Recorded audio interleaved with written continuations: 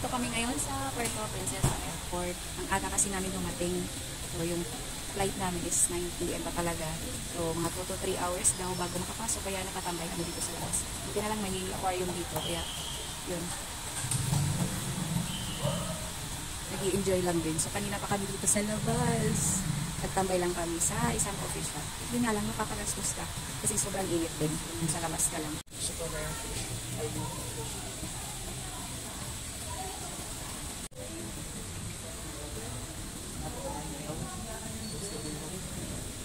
So, this is the Puerto Princesa Airport. At yan yung aquarium sa harap. So, dyan kami nagtatambay sa coffee shop ng mga 3 oras. Meron din dito mini mart sa tabi. Yung nga lang masyadong busy, kaya hindi kami nakatambay dyan. So, yung mga ATMs andun sa dulo, sa may arrival area sa gilid. So, mga gustong magbisita ng Palawan, yan, nag-aantay ko yung aquarium sa inyo.